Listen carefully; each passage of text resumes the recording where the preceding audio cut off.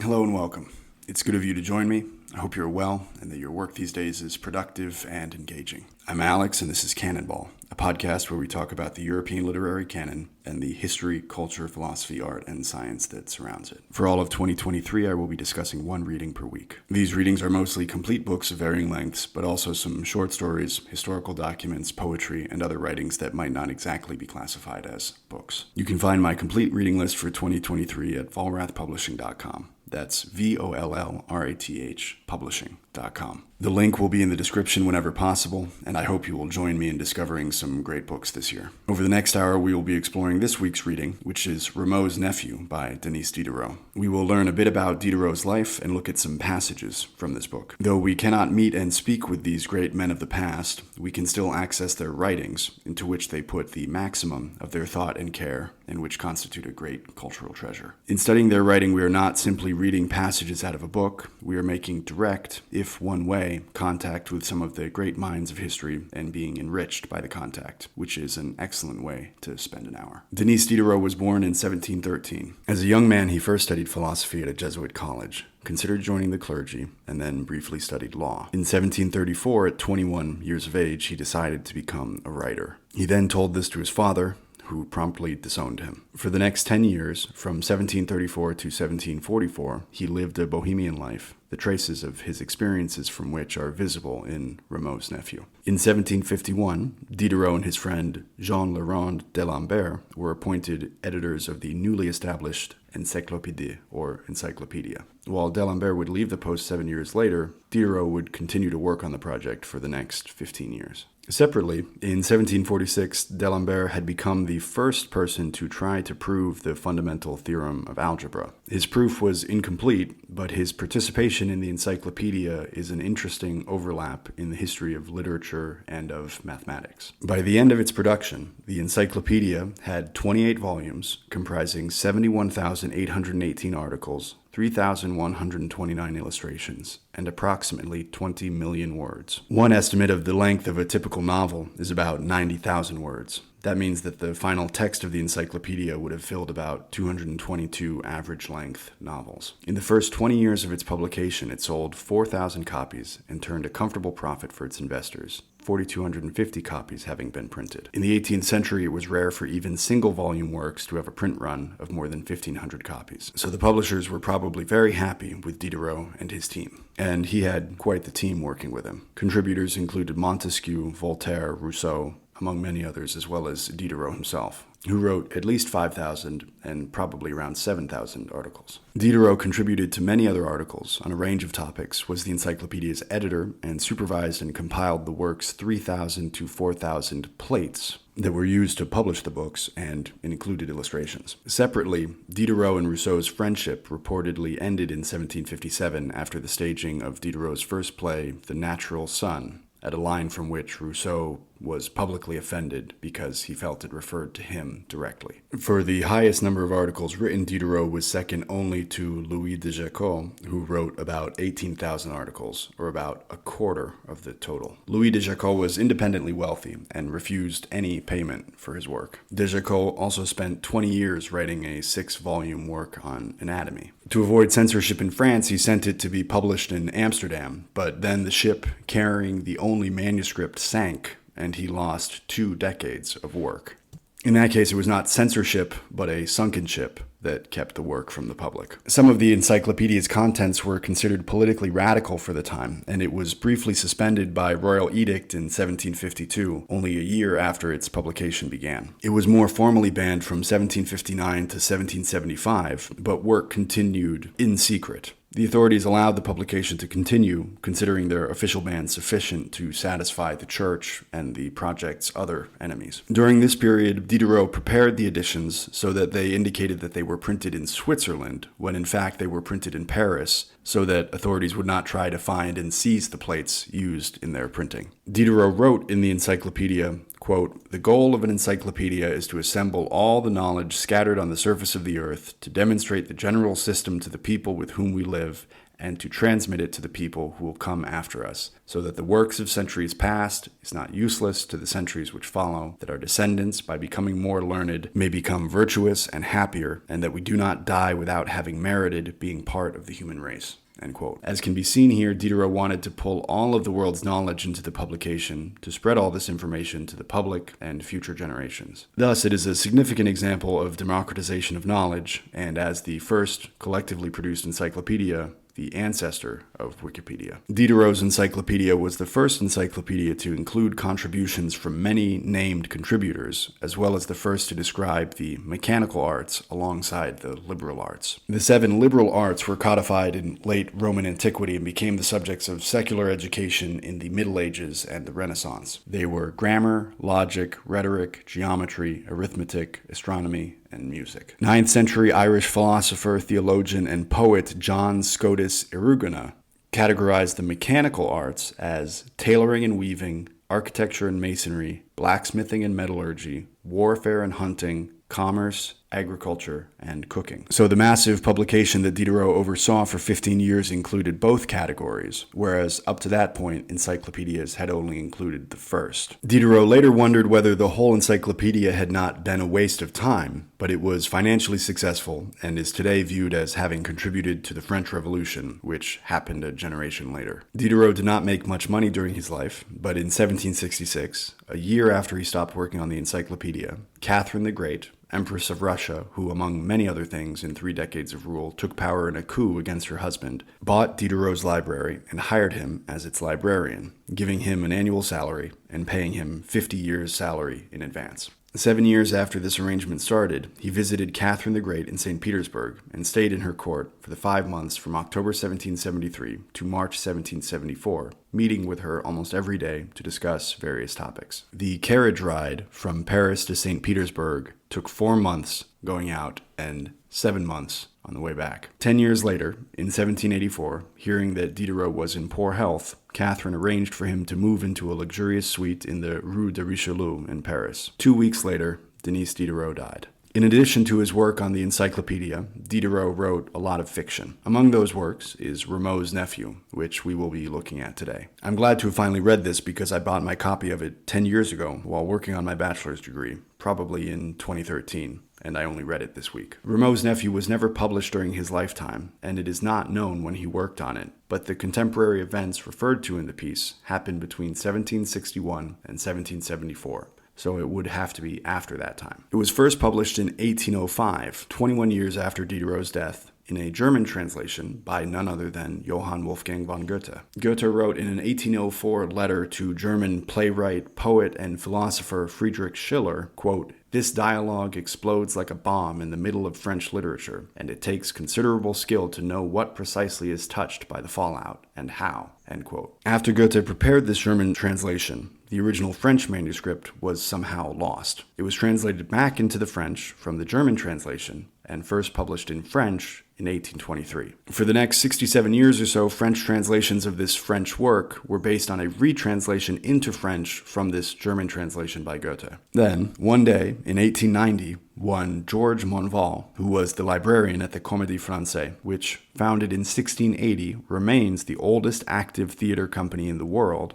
was browsing in the second-hand booksellers that to this day set up shop along the Seine River in Paris. It is because of these booksellers that line its banks that the Seine River has been described as the only river in the world that runs between 2 bookshelves. While he was browsing, Monval stumbled upon an original manuscript of Rameau's Nephew in Diderot's handwriting, and the following year published an edition from that manuscript, on which printings and translations of the book have since been based. This is yet another illustration of why it is important to browse second-hand bookstores carefully. You never know what you might find. Rameau's Nephew is an elusive text comprising, after a short introduction, a dialogue between the narrator and Jean-François Rameau, a real man who lived and was an organist and composer, and the actual nephew of the far more famous composer Jean-Philippe Rameau, whose music can easily be found on YouTube and which I recommend wholeheartedly. The epigraph on Rameau's Nephew quotes from Horace's Satires, Book 2, Satire 7. It refers to Vertumnus, who in Roman mythology is the god of seasons, change, plant growth,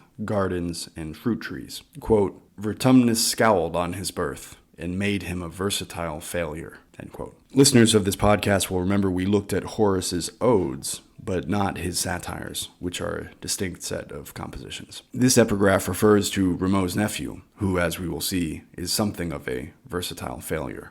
The narrator, who in certain ways appears to be Diderot himself, begins by describing his daily routine of going on a walk at around 5 o'clock in the gardens of the Palais Royal, if the weather is good. Otherwise, he has a different itinerary. Quote, if the weather is too cold or too rainy, I take refuge in the Regency Café. I like to watch the games of chess. The best chess players in the world are in Paris, and the best players in Paris are in the Regency Café. Here, in Ray's establishment, they battle it out. Legal the profound, Philidor the subtle, Maillot the solid. One sees the most surprising moves and hears the stupidest remarks, for one can be an intelligent man and a great chess player, like Legal, but one can also be a great chess player and a fool, like Faubert and Maillot.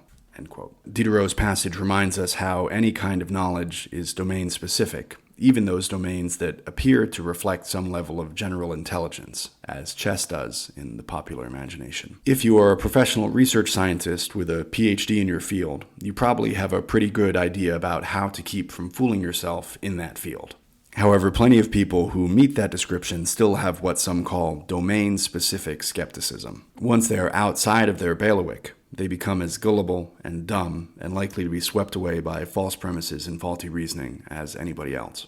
Diderot's comment here about the chess players he watches reflects that. Separately, while I could not identify the fools he names, Faubert and Maillot, Legal must refer to François Antoine de Legal de Quesnoy, a French chess player who may have been the best player in the world from about 1730 to 1755. Legal also taught chess to André Danikin Philidor, whom Diderot mentions, and who was a French composer who contributed to the development of comic opera and was widely regarded as the best chess player of his age. His book on chess was a standard manual for at least a century, and there are a well-known chess opening, an endgame position, and a checkmate method all named after him. Describing some of the unusual people Diderot meets at the Regency Café, of whom Rameau's nephew, Jean-François, is one, and how unusual people can affect one's thinking, Diderot writes, quote, I do not think much of these eccentrics. Some people turn them into familiar acquaintances, even friends. Once a year they interest me when I meet them, because their character stands in contrast to others, and they break that fastidious uniformity which our education, our social conventions, and our habitual proprieties have introduced.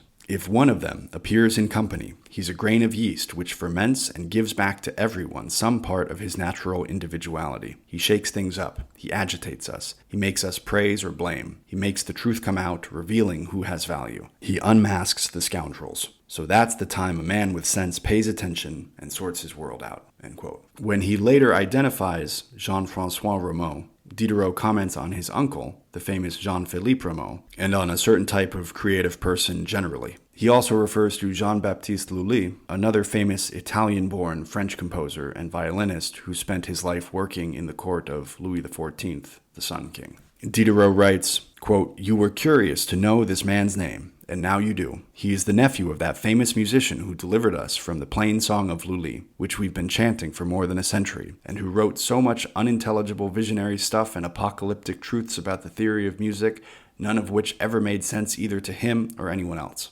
He left us a certain number of operas where there is some harmony, scraps of song, some disconnected ideas, noise, flights, triumphal marches, lances, glories, murmurs, victories that leave one breathless, and dance tunes which will last forever. He buried the Florentine, but will now be buried by Italian virtuosi, a fact which he saw coming and which made him gloomy, sad, and surly. For no one, not even a pretty woman who wakes up with a pimple on her nose, is as moody as an author who threatens to outlive his reputation. End quote. It is also significant that the book is not called Jean-François Rameau, but simply Rameau's nephew, because this man is entirely overshadowed by his illustrious uncle. Now we get into the passages taken from the speech of Jean-François himself, to whom I will hereafter refer as Rameau. Rameau is identified simply as him throughout the text, and the narrator as me. The two men's conversation is itself a kind of chess match. while the narrator represents the view that you would expect Diderot to have, not always the typical conventional moral view for 18th century France, but the view of a philosopher and someone who has spent time contemplating virtue and vice, what makes the text enigmatic is that Jean-François' position is not at all clear. His comments are amusing, hedonistic, amoral, and generally outrageous, and often praise ignorance and deception. But there's an ambiguity about whether he means what he says, and his entire role is that of a fool,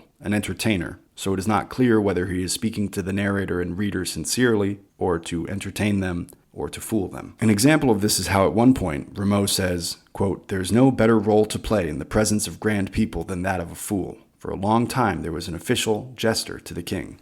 But there has never been an official wise man to the king. Me, I'm a fool for Bertin and many others. Perhaps for you at this moment. Or perhaps you're my fool." End quote. At one point, Rameau says of genius, quote, "If he's done anything for anyone, he's done it without being aware of what he's doing. The man's a philosopher in his own way. He thinks only of himself. To him, the rest of the universe isn't worth a damn. His daughter and his wife might as well die whenever they want. So long as the parish bells which toll for them continue to resonate at the 12th and 17th intervals, all will be fine." That's a good thing for him. And that's what I especially value in people of genius. They are good at only one thing. Other than that, nothing. They have no idea what it is to be citizens, fathers, mothers, brothers, parents, friends. Just between us, we should try to be like them in every way, but without wanting their breed to become something common. We must have men, but men of genius, no. No, my goodness, we don't need them. They're the ones who change the face of the earth. End quote. In another passage, Rameau refers to François Rabelais, who was a 15th century French Renaissance writer, physician, humanist, monk, and scholar of Greek, known for his satirical and grotesque writings and his ribald jokes and songs. Rameau says, quote, "The wisdom of the monk Rabelais is true wisdom for his own peace of mind and that of others. Do one's duty, somehow or other, always speak well of your master the prior, and leave the world to its fantasies." That works well, because the majority is happy with it. If I understood history, I'd show you that evil has always come here below from some man of genius. But I don't know history because I don't know anything. The devil take me if I've ever learned a thing, and if I'm any the worse off for having learned nothing. One day I was at the table of one of the king's ministers who had brains enough for 4 men. Well, he demonstrated to us, as clearly as 1 and 1 adds up to 2, that nothing is more useful to nations than lies, nothing more harmful than the truth. I don't recall his proofs very well, but it evidently follows that people of genius are detestable, and that if a child at birth bears on its forehead the characteristics of this dangerous natural gift, one should either smother the child or throw it to the dogs.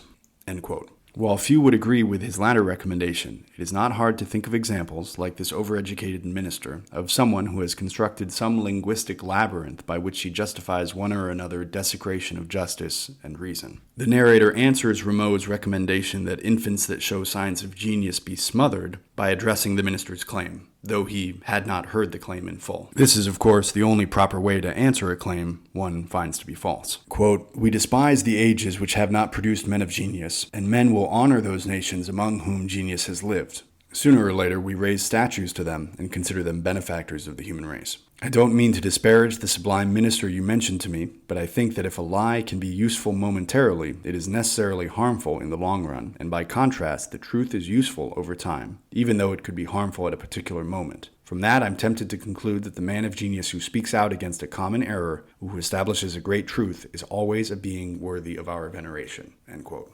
Later, the narrator compares the value of the genius with that of an upright and virtuous man of ordinary creative power. The speakers in this passage are separated by the notes of me and him. The narrator asks, quote, "Which of these 2 options would you prefer? That Racine had been a good man, known for his business, like Briasson, or for his yardstick, like Barbier, getting his wife regularly pregnant every year with legitimate children, a good husband, a good father, a good uncle, a good neighbor, an honest merchant, but nothing more. Or that he had been deceitful, treacherous, ambitious, envious, and nasty, but the author of Andromache, Britannicus, Iphigenia, Phaedra, and Ottilie. Him. For him, I imagine it would perhaps have been better if he'd been the first of the 2. Me. What you've just said is infinitely truer than you think." End quote. Later, though, the narrator says of the genius, quote, "1,000 years from now, he'll still make people cry and win men's admiration. In all countries of the world, he will inspire humanity, sympathy, tenderness. People will ask who he was, what country he came from, and they'll envy France. He made a few people suffer who are no longer alive and in whom we have hardly any interest. We have nothing to fear from his vices or faults." No doubt it would have been better if nature had given him the virtues of a good man, along with the talents of a great man. He's a tree which has caused some trees planted near him to wither up, and has suffocated the plants growing at his feet. But he carried his top right up into the sky. His branches stretched a long way. He provided shade to those who came, who come, and who will come to rest alongside his majestic trunk. He produced fruits with an exquisite taste which replenish themselves continuously." End quote. We revere the people we call geniuses, and rightly so, because they do, by their artistic or scientific creative work, improve the lives of millions of people across time and space. However, to survive over the long term, society needs many ordinary, stable, honest, industrious people, and only a handful of geniuses, despite the allure of the image of the genius. There is a sincere truth and goodness in taking care of your people, looking after your community, being reliable and strong for yourself and the people who need you. And in the end, as Rameau says, quote, "To rot under marble or to rot under the earth, it's still rotting," end quote. Later, Rameau comments on the time required to truly understand the basics in any field. He says, quote, "It's necessary to be profound in art or in science in order to grab the basics well. Educational works can only be properly produced by those who have grown white in harness. It's the middle and the end which illuminate the shadows at the beginning. Ask your friend Mr. D'Alembert, the leading light in the mathematical sciences, if he would be too good to teach the basics. Only after 20 or 30 years of practice did my uncle glimpse the first faint light of musical theory." End quote. At a later exchange, the narrator bursts at Rameau, quote, "Oh, you idiot, you total idiot. How is it that in your wretched head there are such reasonable ideas mixed up higgledy-piggledy with so many absurdities? Him, who the devil knows? Chance throws them out at you, and they stay with you." End quote. We go about our lives and encounter 1,000 ideas per day. They come from friends, family, TV shows, movies, news outlets, and social media. Those ideas may be true or false. They may be normative, an idea about what should be, or positive, an idea about what is. Some of them are overt, like a friend telling you that now is a good time to invest in this or that. Others are covert, like something on a TV show that is not explicitly said aloud, but is implied based on the circumstances prepared by the screenwriters. Our thinking is shaped to a great extent by these external impressions, and the result often turns out how Diderot and Rameau say here. Chance throws them out to you, and they stay with you. And then, in your wretched head, there are such reasonable ideas all mixed up higgledy-piggledy with so many absurdities. The project of trying to take inventory of the contents of your own mind, of what is there and what ought to be, of keeping what is verified and true and ejecting what is false or doubtful, is well worth it, but it is made harder by this circumstance of our lives. It can be made easier by deliberately choosing what inputs you are going to accept and reject, as someone who is mindful of their health would choose carefully what they eat. There is a lot of mental activity that revolves around the articulation of the details of the theory that health is in part a function of diet. All the evidence indicates that this is the case. If you eat a clean diet of foods whose origin you know something about, it will likely help you avoid all kinds of health problems and likely improve your everyday life by giving you more energy and making you feel better generally. People pay varying degrees of attention to their diet, but most accept that eating certain things every day or every week over a long period will have a certain effect, be it positive or negative, on their health. Others will go further and emphasize that it is not enough that you consume certain foods. The source of the foods matters as well. Spinach is good, but spinach grown without the use of pesticides is better than spinach grown with the use of pesticides. These questions and the implied research can consume a lot of life energy in the individual and have become a sector of the economy in the aggregate. And rightfully so. It seems likely that eating the right food today often means not needing medicine of one kind or another tomorrow. This points at the question of why we do not think of our mental diet with the same rigor or in the same terms. This question is particularly pressing given the prevalence of mental health problems in modern life, whether those problems have always been present and have only recently been discovered and diagnosed, or whether they have been provoked by our current circumstances. Clearly, what we consume with our minds, that is, what we think about as provoked from an outside source, affects our mental life. Yet we do not think about what we consume mentally as though it could be be informed by an awareness of certain needs that could be met or neglected in the short and long term. Some people go for years consuming nothing but social media, Netflix, the cognitive content of their jobs, and what is colloquially known as news. Then they wonder why they feel bad. This may well be the mental equivalent of living on microwave ramen noodles, fast food, chips, and cookies. It is also possible that just as some people who are particularly concerned about the quality of what they ingest physically trust nearly nothing produced by large corporations, a similar principle could be applied to great benefit in guiding our choices about what we ingest mentally. Returning to Diderot, at one point he asks Rameau about the music lessons he gives. Quote, "Me, did you say you taught accompaniment and composition?" Him, yes. Me, and you didn't understand them at all? Him, no, my goodness, not at all. And that's the reason there were worse teachers than me. Those who believed they understood something. At least I didn't ruin the judgment or the hands of the children. When they left me for a good teacher, they'd learned nothing. And so at least they didn't have to unlearn anything. And that was always so much money and time saved." End quote. There is a lot of wisdom in this. It is the idea that the one who knows he knows nothing knows more than the one who knows nothing and thinks he knows something. While this is especially true for music lessons, it is equally true for any other subject. What makes it ridiculous here is that you would assume that if you think you do not know anything about a topic, you would not be trying to teach others how to do it, except that Rameau says that no one else who teaches anything knows what they are trying to teach either. On its face, this seems absurd, but like much of what seems absurd in this enigmatic little book, it is probably truer than we would generally like to acknowledge. Later on, he describes to the narrator the acts and the airs that he puts on as a music teacher to convince his customers, or their parents, that he is a good teacher and to ingratiate himself with them, all of which are superfluous to the actual teaching of music. The narrator asks, quote, "So why do you use all these vile little schemes?" Him, "Vile? Why vile, if you please? They're what's customary in my profession. I don't demean myself in acting just like everyone else. I'm not the one who invented them, and I'd be really odd and tactless if I didn't conform. Of course, I know very well that if you're going to apply certain universal principles from I don't know what morality which all of them mouth but none of them practices, it will end up that what's white will really be black and what's black will really be white. But, Mr. Philosopher, there's a universal conscience, just as there's a universal grammar, and then there are exceptions in every language. You can call them, I think, you scholarly types, give me some help here, idioms. Him. That's it. Well, every profession has its exceptions to the general conscience. I'm happy to call these trade idioms. Me. I understand. Fontenelle speaks well and writes well, although his style is crawling with French idioms. Him. And the sovereign, the minister, the financier, the magistrate, the soldier, the man of letters, the lawyer, the prosecutor, the merchant, the banker, the artisan, the singing master, the dancing master, these are all really honest people, although their conduct goes against the general conscience in several points and is full of moral idioms. The older the business institution, the more idioms there are. The worse times get, the more idioms multiply.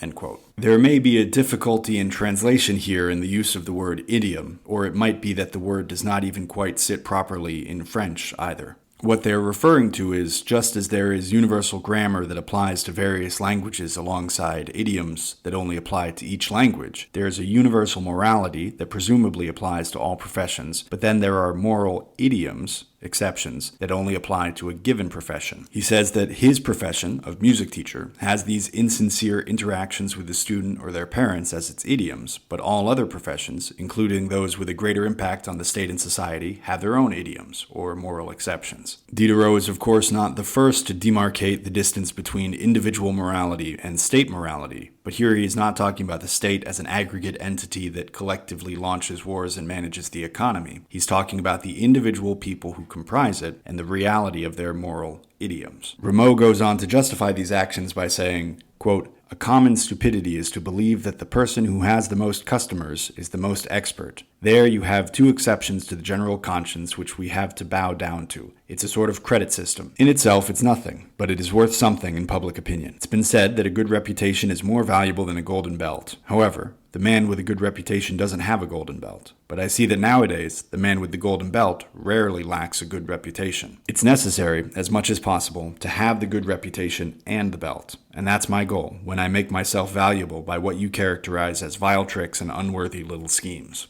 End quote. Further, he says that it is not immoral because his customers are upper-class people who have first done immoral things to get to their position, so it is only repaying a debt of immorality to get money from them in a similar manner. Quote, "People say that if one robber steals from another, the devil laughs. The parents are overflowing with a fortune they've acquired God knows how. They're from the court or financiers or great merchants or bankers or business people. I was helping them pay some of it back. Me and a crowd of others just like me whom they employed. In nature, all species devour each other, and in society, all the classes feed on one another. We bring justice to each other without the law getting involved. End quote. He then dismisses the possibility of a universal morality. Here, I think Diderot is wrestling with something that he thinks about sometimes, whether what is called philosophy is not all vanity. Rameau says, quote, "You believe that happiness is the same thing for everyone. What a strange vision. Your version assumes a certain romantic frame of mind which we don't have, a peculiar soul, a strange taste. You dress this weirdness up with the name virtue. You call it philosophy. But are virtue and philosophy made for everyone? Some are able to get them, and some can keep them. Imagine a wise and philosophical universe. You'll concede it would be devilishly sad. So long live philosophy, long live the wisdom of Solomon. Drink good wine, gorge oneself on good delicacies, roll around on beautiful women, lie on lovely soft beds. Other than that, the rest is nothing but vanity." End quote. The narrator answers this by talking about the sort of person who lives life that way. Notice that he does it not by giving a high-flown speech about virtue and morality, but simply by giving real-life experiences that are easy to imagine and are simultaneously virtuous and without question more satisfying than a bacchanalian surrender to the appetites.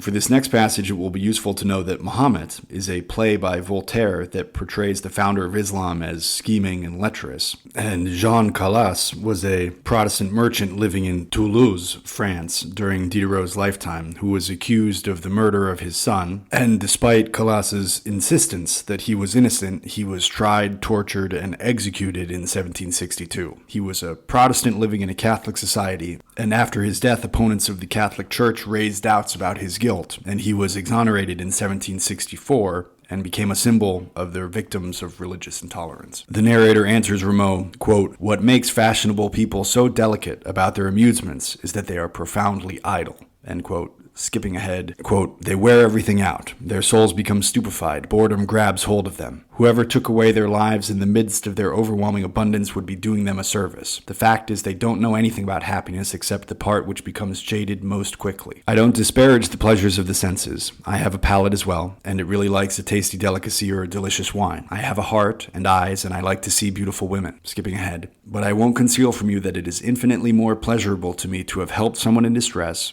brought some difficult business to a conclusion, given some beneficial advice, read something agreeable, taking a walk with a man or woman close to my heart, passed some instructive hours with my children, written a good page, fulfilled the duties of my position, or told the woman I love something tender and soft so that she puts her arms around my neck. I know the sorts of actions I would give up all I own to have done. Muhammad is a sublime work of literature, but I would prefer to have rehabilitated the memory of Calas." End quote. One of the points that Rameau makes throughout the discussion is how he is forced to play the fool to earn the money he needs to live. In the case of Rameau, this circumstance is exaggerated because his role is often literally to make jokes and entertain upper-class people, and he is otherwise rather impoverished, sleeping on straw and sometimes going without food. But this metaphor is powerful because nearly everyone has to play the fool in one way or another to earn their way. This is a point that the narrator makes later. For this next passage, it is useful to know that Rameau explained earlier that before their conversation began, he was thrown out of a dinner party of patrons to which he had been invited. Here, the narrator gives him some good advice. Then Rameau, again, says more about the rest of us than maybe is comfortable. Rameau says, quote, "But I see countless decent people who are not happy, and countless people who are happy without being decent. Me. So it seems to you. Him. But isn't it because I had some common sense and candor for a moment that I have no idea where to get a meal this evening? Me. Not at all. The reason is you've not had those qualities all along. It's because you didn't realize early on that it is first necessary to create options for yourself which will make you independent, free from serving others. Him. Independent or not, what I've made for myself is at least the most comfortable. Me. And the least secure and the least honest. Him. But it's the best one suited to my character as a lazy man, fool, and scoundrel. Me. I agree with that." End quote. Commenting further on this need to play the fool to live, Rameau says later, quote, "Anyone who has a fool is not wise. If he's not wise, he's a fool, and perhaps, if he's a king, his fool's fool. Beyond this, you should remember that in a subject as varied as morals, there's no absolute, essential, universal truth or falsity, unless it's the fact that one has to be what one's self-interest wants one to be, good or bad, wise or foolish, decent or ridiculous, honest or vicious. If by chance virtue had led the way to fortune, either I'd have been virtuous or I'd have pretended to be virtuous, just like anyone else.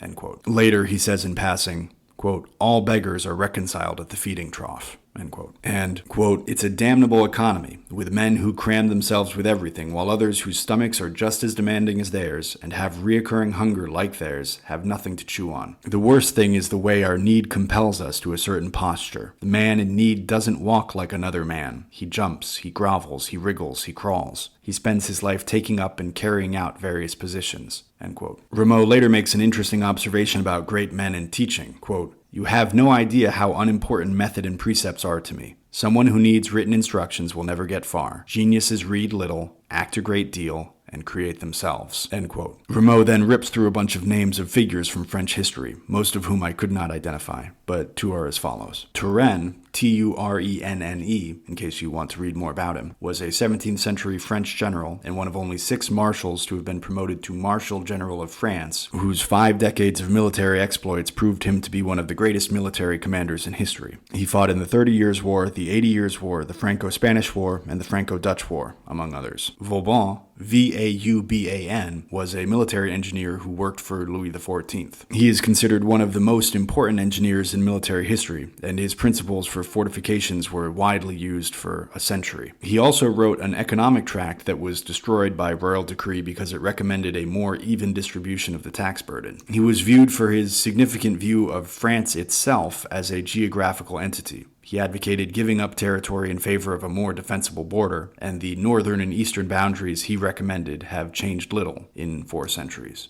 So, Vauban contributed significantly to the physical shape of France as a country as it is today. Back to the text. Of Writing and Action, Rameau says, quote, it's better to write about great things than to carry out trivial ones. Then the soul is raised, the imagination heats up, catches fire, and grows. End quote. The narrator also does some important accounting. Quote, insulting science and virtue in order to make a living. That's really expensive bread. End quote. Rameau later reminds us not to trust appearances. You might think that this is such a cliche that it need not be said, and yet we continue to be swept away by charlatans who look the part. He then winds up with a seemingly unrelated observation. Quote, sometimes we also get a visit from a certain simpleton with a dull, stupid expression who has a mind like a demon and who's smarter than an old monkey. He's one of those figures who invite jokes and tricks. Someone God made to correct people who judge on the basis of appearances. Those who should have learned at their own mirrors that it is just as easy to be a witty man and look like a fool as it is to hide a fool under an intelligent-looking physiognomy. It's a really common form of cowardice to sacrifice a good man for the amusement of others. In a later passage, the two men are discussing the books that they read.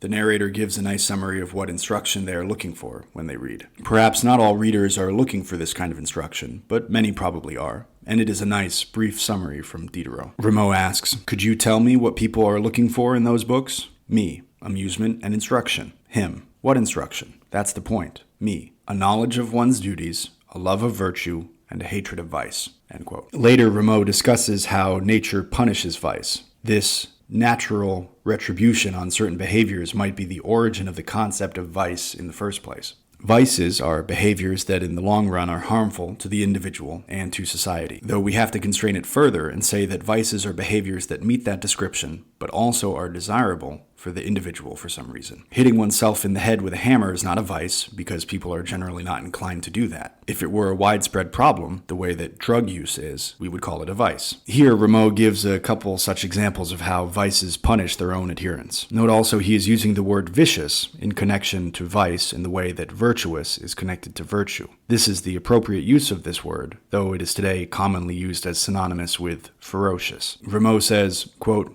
those who expect decent treatment from people born vicious, from vile and base characters, are they wise? Everything in this world receives its due. There are 2 public prosecutors. The one by your door punishes the criminal offenses against society. Nature is the other. She recognizes all the vices which escape the laws. You devote yourself to debauchery with women, you'll get dropsy. You're a scoundrel, you'll get consumption. You open your door to rascals and you live with them, you'll be betrayed, mocked, and despised. end quote. Commenting on integrity of character, Rameau says, quote, "If it's important to be sublimely good at anything, it's above all necessary with being bad. People spit on a petty cheat, but they can't hold back a certain respect for a grand criminal. His courage astonishes you. His atrocity makes you tremble.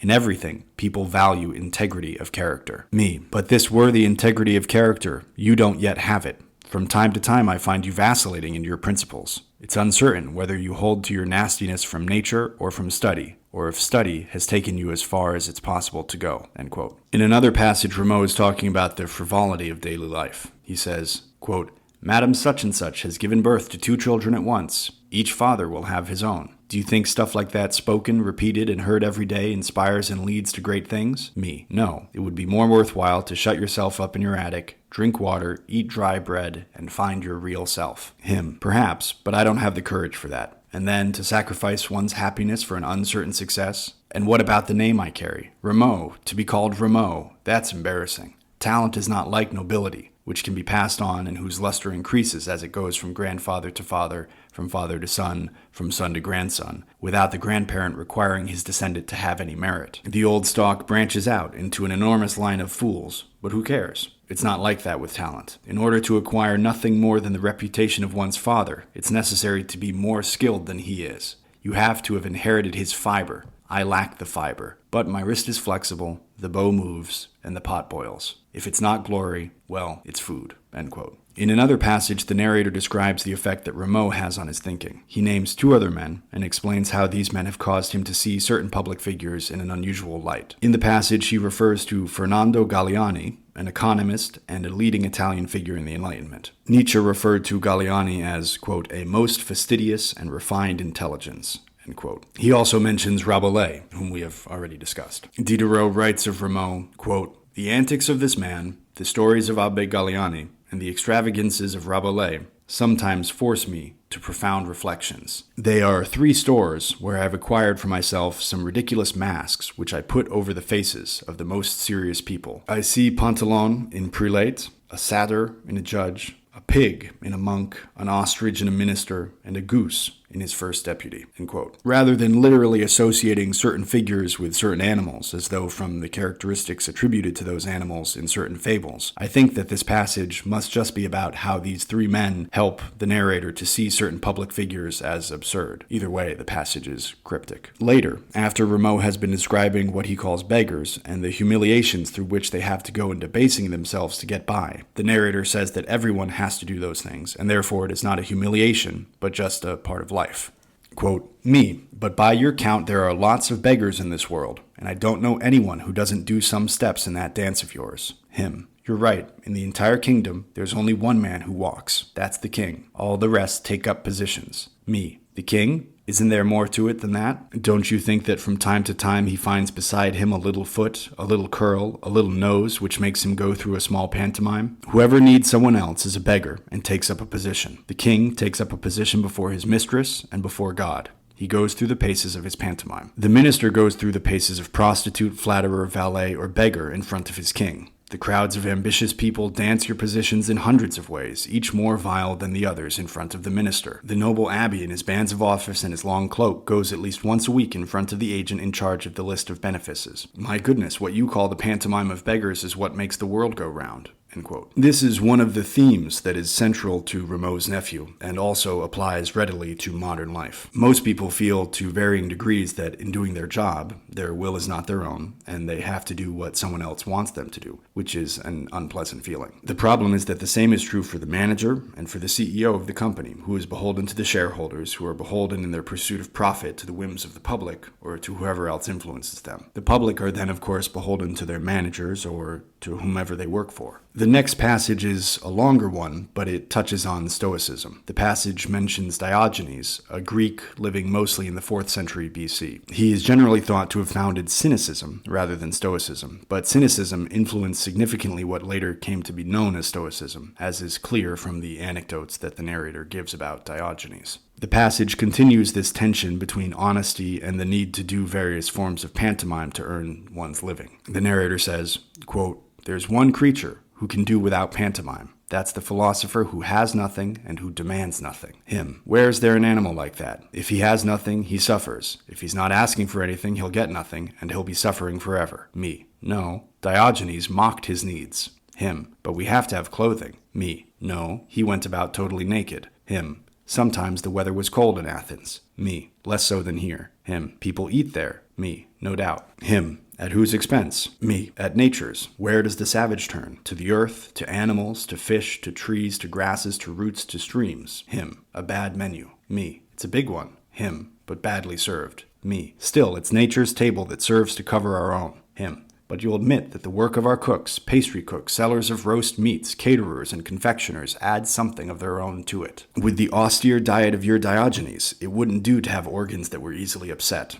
Me. But you're wrong. The habits of the Cynic were the habits of our monks, with the same virtue. The Cynics were the Carmelites and Cordeliers of Athens. Him. And you're advising me to imitate Diogenes? Me. I'll bet my life it's better than crawling, demeaning, and prostituting oneself. Him. But I need a good bed, a fine table, warm clothing in winter, cool clothing in summer, spare time, money, and lots of other things which I prefer to owe to charity than to acquire by work. Me. That's because you're a good-for-nothing, greedy coward with a soul of mud.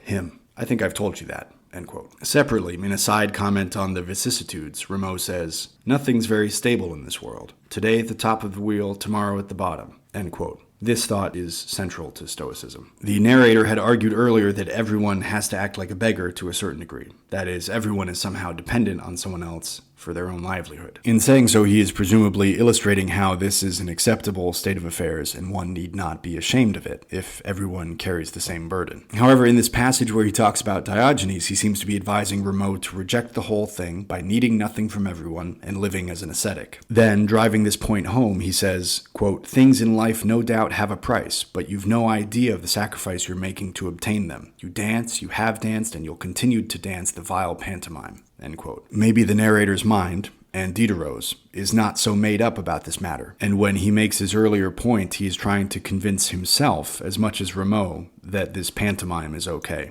Remember, Diderot never had very much money, and even when he finished his work on the encyclopedia and Catherine the Great became his patron, that just meant that there was someone else to whom he was beholden. Before it was a publisher, now it's a Russian monarch. The pay was good, but then he had to travel all the way to St. Petersburg in a carriage in the winter, and Diderot hated to travel in general. Later in the text, there is a passage that reveals a lot about what Rameau's nephew is doing by saying all these strange things to the narrator. The narrator says, quote, "In everything he said, there were so many things one thinks about and acts upon, but which one does not say. And to tell you the truth, that's the most remarkable difference between my man and most of those around us. He admitted the vices he had, which are those other men possesses, but he wasn't a hypocrite. He was neither more nor less abominable than they were. He was only more candid, more consistent, and sometimes more profound in his depravity." End quote. Indeed, as we saw, Rameau himself said earlier something that reflects this. That, too, gave a fleeting glimpse of Rameau's general message. Let's hear it again. Quote, "Of course, I know very well that if you're going to apply certain universal principles from I don't know what morality, which all of them mouth but none of them practice, it will end up that what's white will really be black and what's black will really be white." Those are the passages that I wanted to show you today. It is not surprising that this text, while generally considered part of the canon, is not especially well known.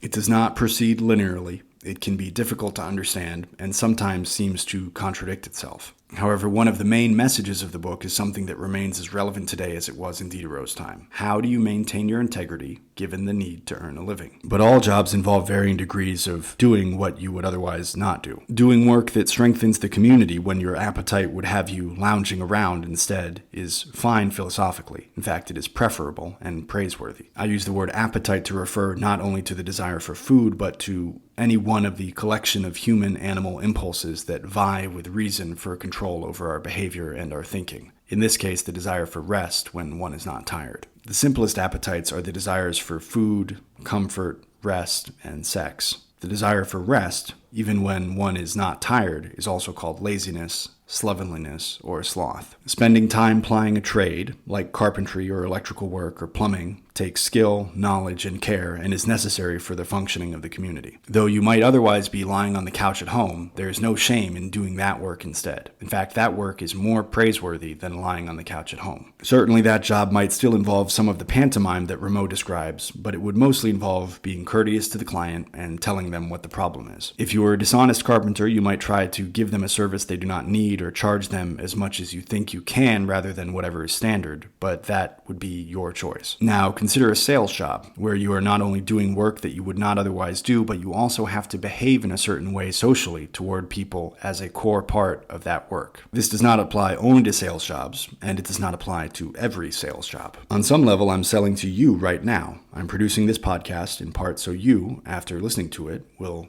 go buy the books I publish, but I'm glad to do it. I enjoy making this podcast, and I believe completely in the value of the books I publish, and hopefully you are enjoying the podcast as well, and will be inclined to go buy some books. If that is the level of pantomime that I have to do, I'm content with it. I'm glad to be giving you something that you value, and hopefully my labor in putting all this together is enriching your life a little bit. But think of a corporate sales job, where you do not care about the product, you do not care about the customer, and you definitely do not care about the company. Yet you have to act socially how you would not act otherwise because you need the paycheck. You have to pantomime. Many people are in this position or in a similar one. Maybe you are. Again, it does not apply only to sales jobs. For certain people to whose job it does apply, it does not even matter to them because they are fine with this level of insincerity. They might not ever think about it, or if they do, they might say, as Diderot does at one point, that everyone is in this position and that it's part of life. And they might be right to say so. But in the long term, in measuring one's aggregate life output, if such a thing is possible, to seek to determine a set of values to live by and to try to live by them must be superior to not doing so. To try to have your actions reflect your worldview, to cultivate your praxis, must be superior to living unconsciously as a billiard ball bouncing around among the effects of chance circumstance without ever examining what you think or why. But what if your worldview permits deception, as Rameau's apparently does? This is one aspect of the riddle that Rameau's Nephew presents. If you enjoyed listening to this podcast, I hope that you will send the link to it to the readers in your life, and that you will buy some books for yourself, your family, and your friends from vollrathpublishing.com. That's VOLLRATH publishing.com. As I'm making this recording in early 2023, I've only published one book, and that is an edition of Mary Shelley's Frankenstein. But I have big plans for what is coming next. So if you want to help to invigorate, to strengthen, to energize, to celebrate, to honor, to steward the European literary canon by means of the printing of new high-quality editions of these classic works with the specially commissioned cover art that they deserve and carefully prepared footnotes that accelerate the flow of reading, all for a good price, go order a copy right now for yourself and for the readers you know. With your support and love for and understanding of the true value of classic literature, combined with my knowledge of publishing, we can print a whole library of new editions of classic works, both famous and forgotten. Farewell, until next time, take care, and happy reading.